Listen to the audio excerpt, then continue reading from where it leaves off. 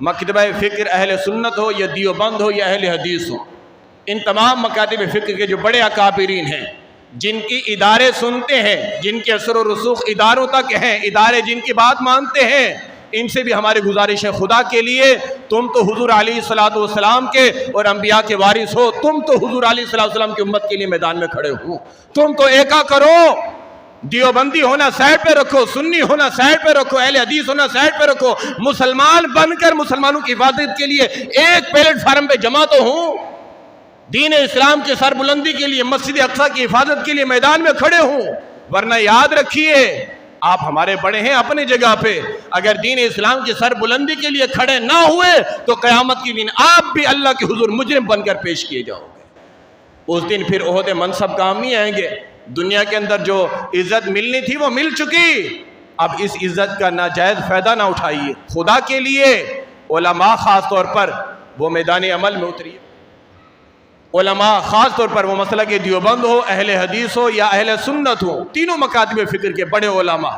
جو اثر و رسوخ والے ہیں، اور خاص طور پر وہ تنظیمیں، وہ تحریکیں جو عموماً جہاد کے نام سے منسوب تھی، فلانی جہادی تنظیم، فلانی جہادی تنظیم، فلانی، اب کہاں ہیں وہ جہادی تنظیمیں؟ نہ ان کا کوئی بیان ہے، نہ کوئی میدان عمل میں، سارے جاتے ہیں، ایک دن ایک تنظیم جاری ہے پریس کلب پہ، ہم نے جی احتجاجی مظاہرہ کر لیا، حق ادا، او بھائی احتجاج کی ضرورت ہی نہیں ہے،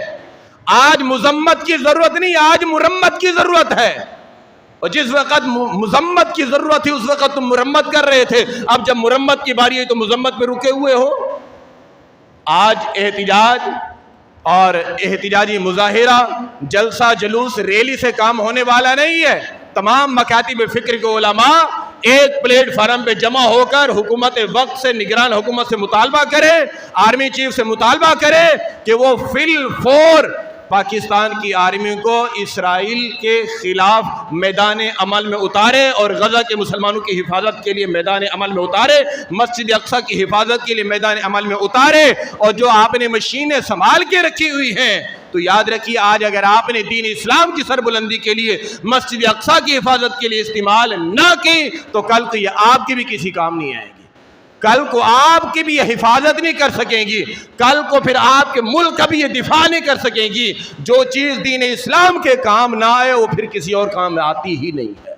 اس لیے میری علماء سے بھی اور اداروں سے بھی اور خاص طور پر نگران حکومت اور آرمی چیف اور خاص طور پر جو عدلیہ ہیں ان سے بھی گزارش ہے، خدا کے لیے اگر تمہیں اللہ تعالیٰ نے عہدے اور منصب عطا کیے ہیں تو اس کا حق ادا کرتے ہوئے مسلمانوں کی مدد کے لیے میدان عمل میں اترے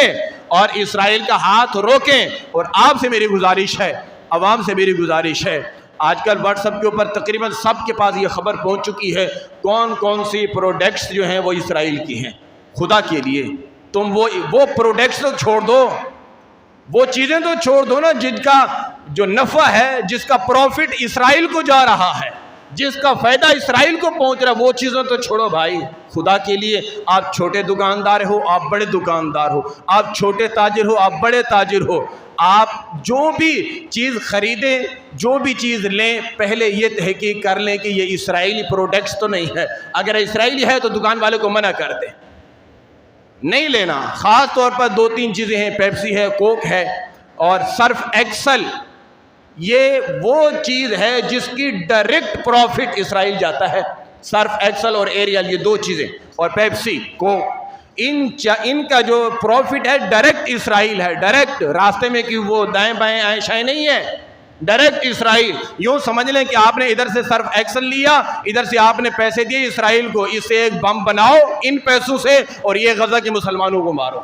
آپ نے ادھر سے ایریل اور ایکسل صرف لیا اور ادھر پیسے دیے اسرائیل کو، ایک اور بم بناؤ، یہ غزہ کے مسلمانوں پر مارو۔ ادھر سے آپ نے پیپسی اور کوک لی اور پیسے دیے، کہا یہ لو اسرائیل پیسے، ایک اور بم بناؤ مسجد اقصی پہ گراؤ۔ یہ ہم کام کر رہے ہیں۔ میری آپ سے گزارش ہے آپ اسرائیلی پروڈکٹ سے بھی اپنے آپ کو بچائیں، یہ چیزیں نہ خریدیں کیونکہ اس سے بھی یوں سمجھ لیں کہ ہم اسرائیل کی مدد کر رہے ہیں اور غزہ کے مسلمانوں کے خلاف کھڑے ہیں۔ اللہ کریم کی بارگاہ میں دعا ہے کہ اللہ کریم ہم سب کو اسرائیلی مصنوعات کا بیکاٹ کرنے کی بھی توفیق عطا فرمائے۔ اللہ ہمارے علماء کو، تمام مکاتب فکر کے علماء کو، اور ہمارے حکمرانوں کو، ہمارے اداروں کو، ہماری ایجنسیوں کو اللہ تعالی غیرت ایمانی عطا فرمائے اور فلسطین کے مسلمانوں کے ساتھ کھڑے ہونے کی توفیق عطا فرمائے۔ آمین بجاہ خاتم النبیین صلی اللہ علیہ وآلہ وسلم۔